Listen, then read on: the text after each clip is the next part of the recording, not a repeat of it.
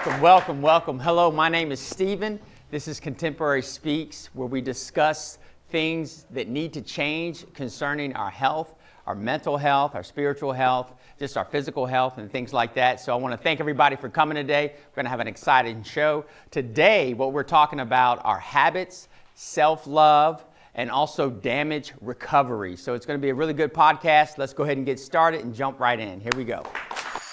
Get ready for some positive, encouraging, inspiring information. But before we jump into this episode, I'd like to invite you to join this community to hear more episodes that will help you become healthier emotionally, mentally, and spiritually. All I want you to do is click on the subscribe button. We love your support, and it's incredible to see all your comments, and we're just getting started. I can't wait to go on this journey with you. Thank you so much for subscribing. It means the world to us.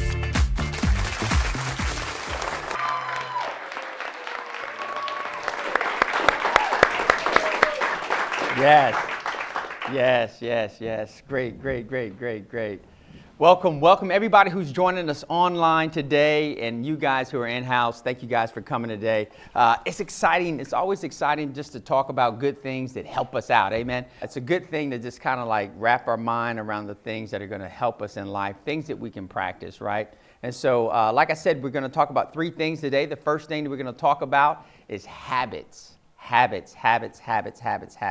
There's a quote that I have, and I think that I'm the one who created it. I know I wrote it and put it on my wall, but it's called, "Habits are hard to break, so create the best habits possible." So habits are very important, right? I want to start with a scripture. It's Proverbs chapter 8, verse 1 through 5, and this is a very, very good scripture. Reading out of a different version of the Bible, but basically it says this: "Wisdom calls to you like someone shouting. Listen, everyone, I'm calling out to you. I am shouting to all people," right? "You who are uneducated, seek wisdom. You who are foolish, get understanding." Wisdom is calling out. Wisdom is crying out. So it's a very important thing that we look at it when we think about habits and what habits are we in? Are we in the habit of collecting wisdom? Are we in the habit of getting things, gathering things? Are we in the habit of hearing but not doing, hearing and not practicing? Are we in the habit of listening and applying? What are our habits, and how can we better our habits? How can our habits get better? So one of the things that I will say is that one good habit will lead to several other good habits. You can begin one good habit that can begin a chain effect in your life. And if you begin that one good habit, it will start other good habits.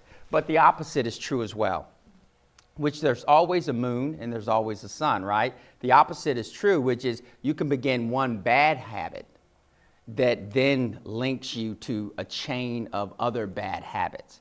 And so this is a concept that we have to understand, is that you can start one bad thing and then it makes other habits that are bad easier to take a hold of and kind of gravitate toward, right?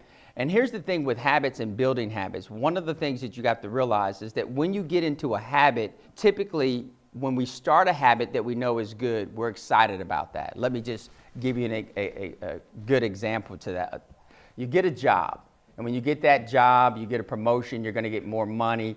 How about the whole house is excited about that because you're getting the job and you're making more money? And how about everyone springs into action? You know, I mean, the whole house is like, "Daddy, I'm going to clean up more." And the wife's like, "And honey, I'm going to make sure I pack your lunch." Like everybody gets together because we're going to create this new habit because we've been given this great opportunity. More money's coming in the house, and we just want to see how we can help Daddy because, you know, he supports the family, or whatever that might look like. And I want you to kind of think about that, right?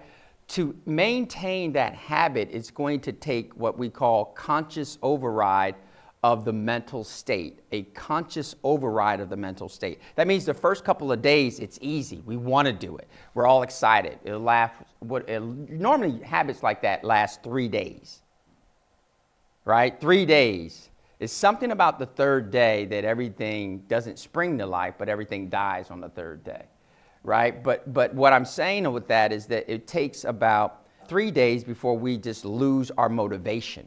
And so now like that fourth day comes, typically we feel it on that third day. And by the fourth day, we decided to give up this habit altogether. because it's so strenuous on that third day. Now, I want you to kind of think about that. You need conscious override of your mental state in order to maintain a good habit in your life and to continue to go in a good direction, right? And here's what I'll say as well. Habits will lead to happiness. So typically, when you are depressed or you are sad, you have to really examine your habits. What is your habit? What is your habit thought-wise, and what is your habit also action-wise? So what are your action and your thoughts? And typically, if you're depressed, if you're sad or something like that, it is because of your habits. I'll say this too. There is a difference between sadness and depression. Depression is a little bit more mysterious. Sadness is more obvious. So when you're sad about a thing, an event. Someone had a birthday party, you weren't invited, you're sad about that. That's sadness. But depression is a little bit different. Depression can be more mysterious because depression can come on you and you not know really what you really are upset about. You know, so you're trying to find these things. I think it's, I don't know, I think it's this. I think this is what it is. But depression is more mysterious. It's like, I just feel this. I don't know. I'm in the kitchen, I'm cooking eggs, and then all of a sudden I start to feel depressed. Right? I'm taking out the trash and I walk out to the trash can and all of a sudden I just feel this emotion of depression, or like something's wrong or something should be wrong, or I need to call everybody up. Do I need to pray for somebody? So that's a little bit of a different thing, depression versus sadness. We can feel sadness because this thing made us sad. This event made us sad. But then depression is that there's really no event that has happened that is connected to we just woke up and we just feel miserable, right? And typically when we're thinking like that, we're thinking that the depression is resonating from the outer world, which is the world we live in, when really depression is really resounding or sounding off from your inner world, the world you live internally in, right? And so depression is coming from the hub, from the core. That's where it's kind of coming out of, right? But once again, when you're feeling this way, you have to ask, what are your habits? What are your habits? What are your habits? What are your habits? What are your habits? We're all under what I call the gravity of God. And the gravity of God are the laws of God that He put in place that work against you or for you, whether you know God or not. I've said that in many podcasts. And I believe that we are all under the gravity of God. And so a lot of the world, a high number, over like, they say close to like 300 million people, even in our country, deal with depression. And so depression is a very common thing, so common that that's why people go to psychiatrists and doctors and all these different people, because depression is very common. But how do we deal with that? How do we deal with that where we don't have to take the medication, or we don't have to feel that we need some type of substance to help us cope with life, right? And so I think that's what it's really all about, is finding this balance in our life that we understand what life is and what life may deal with, and the things that may kind of come, right? So here's another thing that I'll say, is that habits are hard to break, once again, right? So the best thing that you could do for yourself is create the best habits possible. Let's talk about creating habits and things like that. Because one of the things that when we think about habits, one of the things that you may not know is that some habits are not habitual. Now listen to that. That's kind of like, sounds like an oxymoron. Some habits are not habitual. Think about what I'm saying. Some habits are not habitual.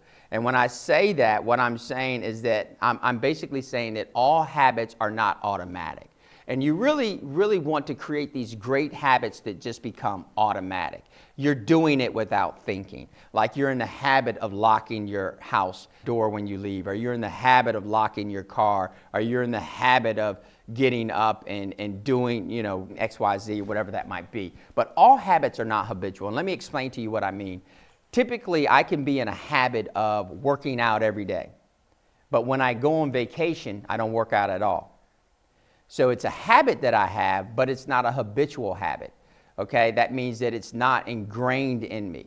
The difference between working out and brushing your teeth is different. That means that, yes, when I'm at home, I brush my teeth, and even when I travel, I will brush my teeth because it is a habitual habit, which means I'm in the habit of brushing my teeth, which I'm not going to leave out of my hotel room or go anywhere where I'm staying at without brushing my teeth. So you understand, so all habits are not habitual. You might take your vitamins, and then when you're on vacation for those 3 days, you're not taking your vitamins at all, right? Which is, you're in the habit of it, but it's not habitual. So really what we're trying to do is make great habits, good habits, habitual habits. That even when we travel and even when we're away from a home in our normal life, we still practice these things. You understand what I'm saying? Very important. And so here's the thing that I would say that will help you with really kind of getting it to become a habitual habit. You do it, you continue to practice it, whether it's taking your vitamins or working out, you continue to practice it, but if you're trying to really embed it into your subconscious mind in this way where it becomes sort of this habitual habit, the thing that you have to do is you continue to practice the habit, but you also make it you commit it more to procedural memory, which is this concept of every time you do something, it goes into kind of a folder in your mind as to how you were successful. So that means that you say, well, man, I took my vitamins, I felt good today, I worked out, I felt good today, so then what I'm going to do is the same thing I did yesterday, and in the same way that I did. And I'm going to get up, I'm going to have lemon water, right? I'm going to stretch right after I have my lemon water. Then I'm going to meditate, or whatever that routine was, and then I'm going to have coffee. Whatever that routine is, every single time you practice that, it's a habit that kind of changes your mind to where it becomes more of a part of your procedural memory. That means that now you're so much in the habit of doing it. Like I said, sometimes I take my vitamins and I don't even remember I took them because I'm so much in the habit of walking into the bathroom. I take my vitamins before I even brush my teeth. So it's the concept now, it's more of a part of my procedural memory, which means it's my practice now. It is the things that I practice for success. And so you have to have these habits that you practice for success. You have these habits. You do. You have these habits. And the habit may be I wake up, I go brush my teeth, I take a shower, then I start to get my clothes out to go to work. And as I'm taking my clothes out, or as I'm taking my shower, or as I'm brushing my teeth, I begin to think about my yesterday. I begin to think about my failures. I begin to think about all the money I lost in the stock market. I begin to think about all the friends I lost. You have these procedural memories that you are living out, or these practices. You just want to change those things when they're leading you to this place of depression. Are you with me? Right? And then the other thing that is very important that we're going to talk about today is love for self, self-love. Love for self is very important. And when I say that, it kind of sounds like a bit selfish, but it's not. Here's the thing that I want you to understand is that self-care must be first.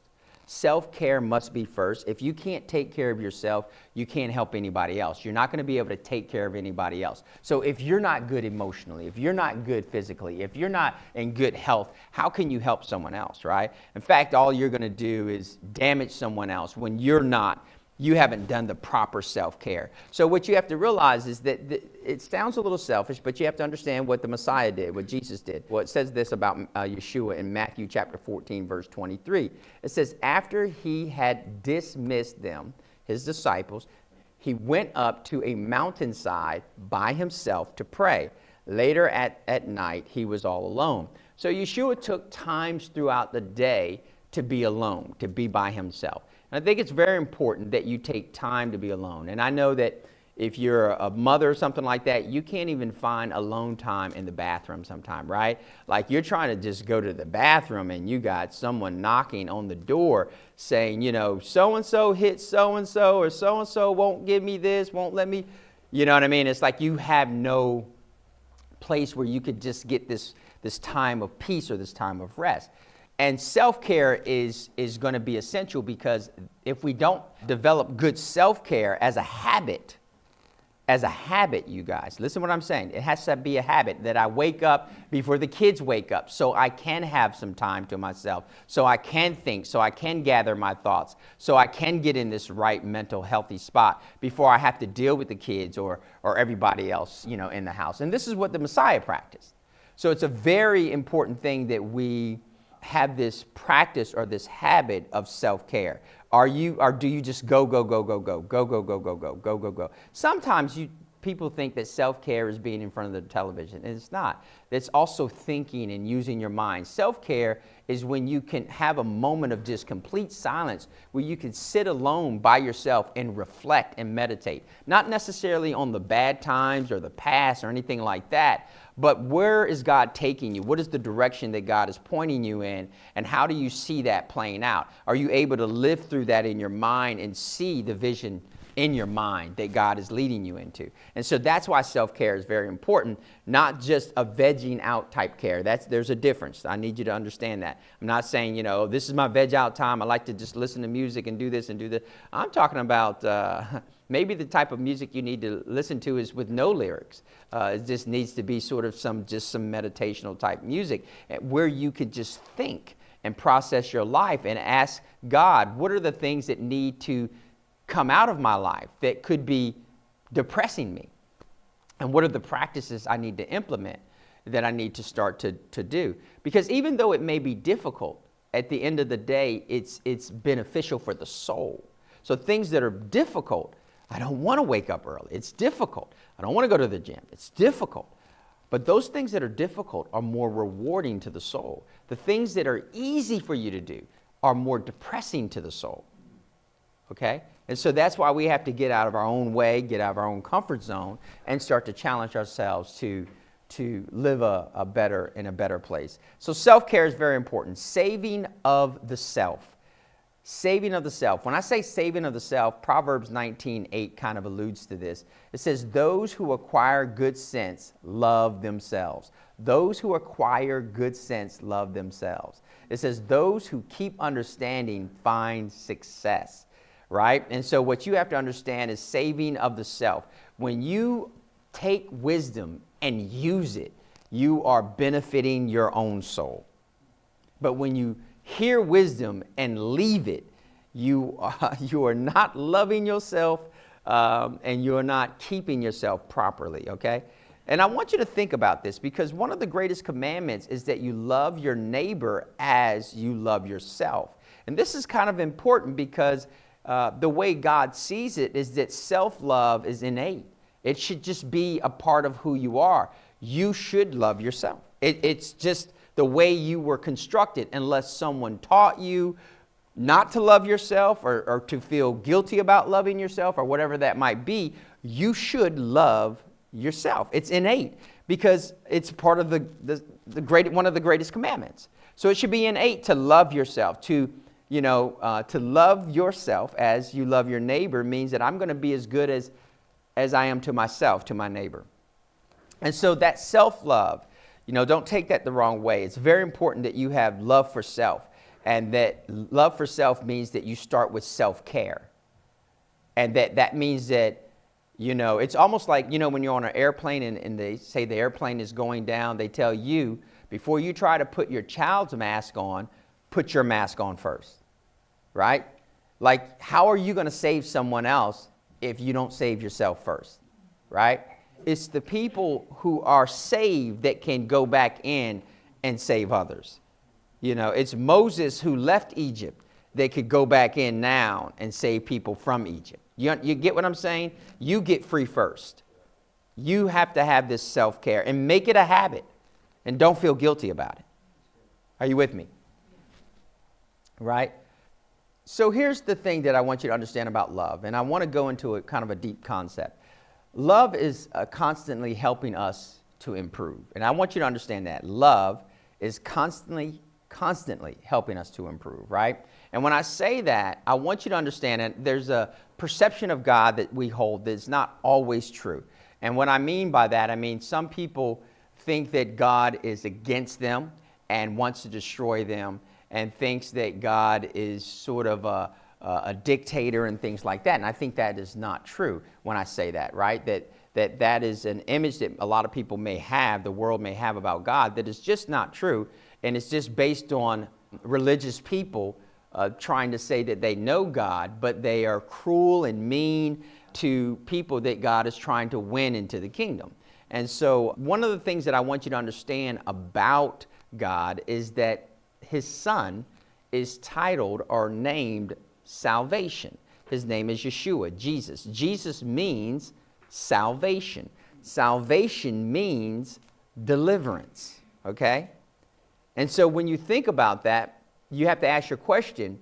You have to ask this question of, what is he trying to deliver us from? What is God trying to deliver us from? And I will say that what he is trying to deliver us from is the thought process, or the mental thought process of earthly, worldly thinking that will not lead to our healing, that will not lead to us being set free, and that will not lead to us living a better mental and spiritual healthy life.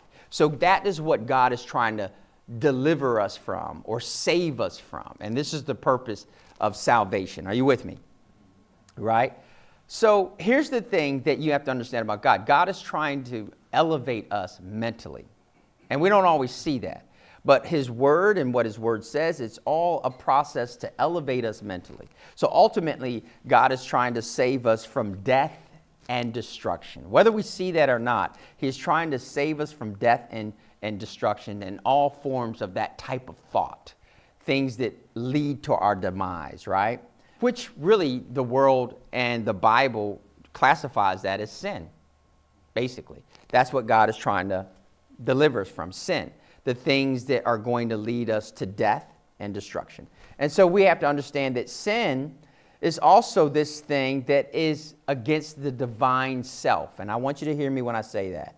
Sin works against the divine self. And when I say the divine self, I mean that you are created in the image of God. The Bible says that he that is in me is greater than he that is in the world. We are created in the image of God. So God is divine. Therefore, what he has created us to be is divine.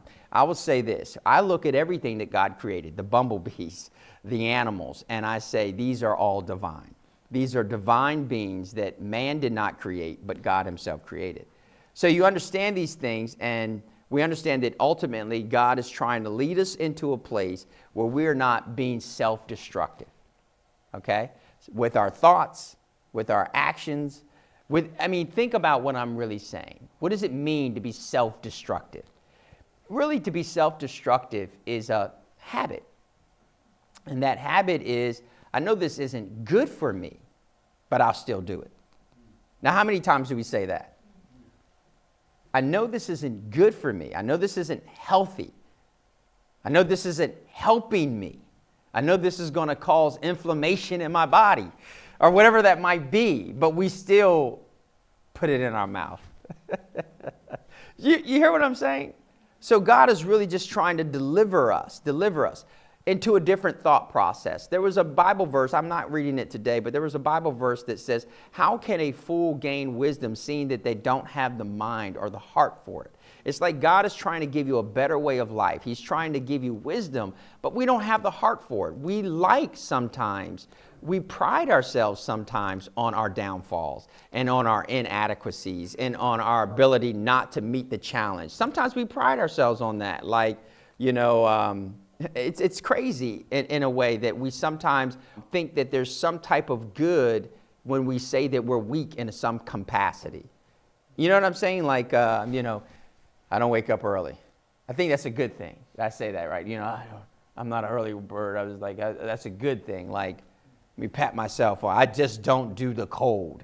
But then the cold stimulates the immune system. And so, do you understand what I'm saying? I don't do cold weather. Just think about what I'm saying. We need to change the way in which we think and the habits that we've formed. And we need to form these habits that work for us. And we need to care for ourselves. Caring for yourself might mean at the end of your shower. Believe me, it's difficult. To stand in cold water for 30 seconds to a minute at the end of your shower. It makes you cringe just to think about it. But it actually creates new brain cells when you do that in your mind. Now, who's not into having new brain cells? Especially if we spend any type of time killing any of our brain cells over time, right? So it becomes a good idea, right? So think about that. We don't want to work against the divine self. And I know that's something that you may struggle with, but the divine self is what God has created you to be. He put all things under your feet. Now let's talk about damage recovery real quick, right? Because damage recovery is about recovering from whatever has done damage to your health and well-being of mind. Listen to what I'm saying. Damage recovery is about recovering from whatever has done damage to your health and well-being of mind. So there are a lot of things in life that will come and they will damage you, and we're not the same. And I'm going to tell you, there's things. I went through a divorce, and when I went through my divorce, it damaged me. It damaged me greatly. It made me almost want to stop knowing God, because my thought was, God, how can you let this happen? And that was my thought, but God is saying, I let people do what they choose to do. And that's how God is. And so he's not someone who's going to say, I'm going to make this person a robot for you in your life. And that's not who he is. And so, going through those things, it was damaging. So how did I recover? It took many years, actually, for me to actually get over it and recover and things like that. But here's the thing that I want you to understand is that your emotions are conditioning your mind. Your emotions are conditioning your mind. So every time you have an emotion, it conditions your mind. So every time you feel sad, you're conditioning your mind to feel sad. Every time you feel happy, you're conditioning your mind to be happy. Every time you smile, you're conditioning your mind to smile, like you're conditioning your mind. So you have to realize that you're conditioning your mind through your emotions, okay? I want to read Ecclesiastes, right? Chapter 9, and here's what it says in verse 2. It's a very interesting verse. It says, both good and bad things happen to everyone. They happen to those who are fair and to those who are wicked. They happen to those who are good and to those who are evil. They happen to those who sacrifice and those who do not.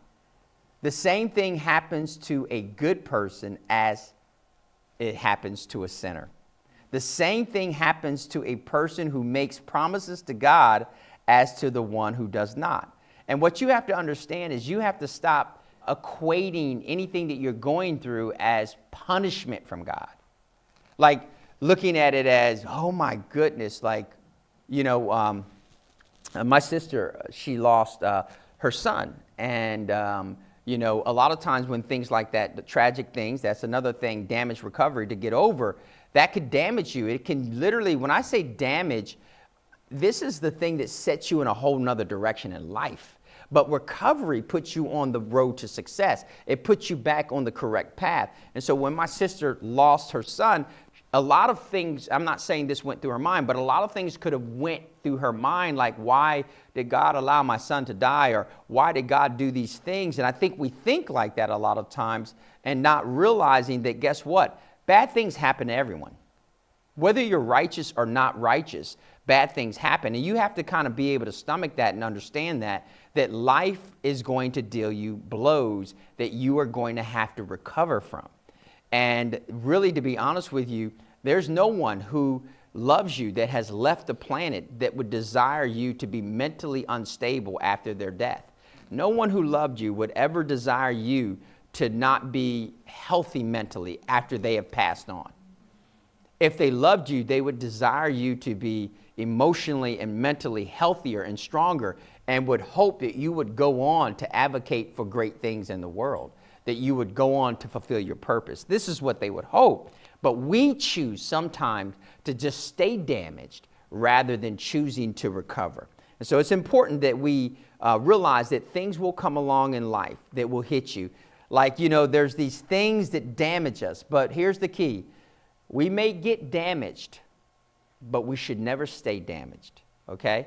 Because then you're just damaged goods for the rest of your life. And let me help you out. You may be damaged, but everything damaged can be repaired. Never forget that. And it may be hard, but it is not impossible. Think about what I'm saying. Here's the thing that I want to say. It's never really about the event, because the event is incidental. It's never about the event. These events happen to everyone. It's not about the event. It's about your emotion that you bring to the concept or the response of the event. What emotion now do you hold based on the event? That's really what it's about. And so you have to learn to control your emotions so your emotions aren't conditioning your mind to stay hurt. How do you die 1,000 deaths? The way you do is you revisit your pain 1,000 times. Okay? And if you want to stop dying 1,000 deaths, you're going to have to start thinking forward rather than thinking backwards. Are you with me? So here's the thing I want to talk about. 3 new frames of thought that we should hold on to. The first one is to maintain a delivered, restored, and set free self-image. Listen to what I'm saying. Maintain a delivered, restored, and set free self-image. Realize that even when trouble comes and things happen and things try to damage you, you realize that no, I am delivered, I am set free, and I'm stronger, and I can overcome this thing that is coming against me. And hold that in your self-image. Don't think, oh, this is another thing. Don't think, oh, I've tried, but I just couldn't do it. Don't think that way. Realize and maintain, no, God did not make me to lose and to be a loser in my mind or a victim constantly throughout life. That's not how God designed me. In fact, He designed me to be an overcomer. So maintain that. Hold on to that. It's very important. And the other thing is to remember that things that are hard are not impossible. Remember, just because it's hard does not mean it's impossible. Impossible means it cannot be done in this lifetime nor in the next. Okay? So you have to be careful what you classify as impossible and what you put in the category of impossible. Things may be hard, but they're not impossible. So remember that mindset. And the last thing is that in all you improve in life, make the greatest improvements on yourself. Listen to what I'm saying. And all the things you choose to restore and improve and work on in life, make yourself the greatest improvement. Improve yourself. Improve how you eat. Improve how you work out. Improve how you live your life. Improve how you think. Improve yourself. What good is it to improve the world around you and you neglect improving yourself? Okay? That's all we got today. Glad you guys were able to join us. Let's have some fun. You guys go ahead and take it away. Hey everybody, thank you so much for watching and being a part of this community. If you haven't already, be sure to subscribe. You're going to get weekly videos on building a growth mindset, cultivating grit, and unlocking your full potential.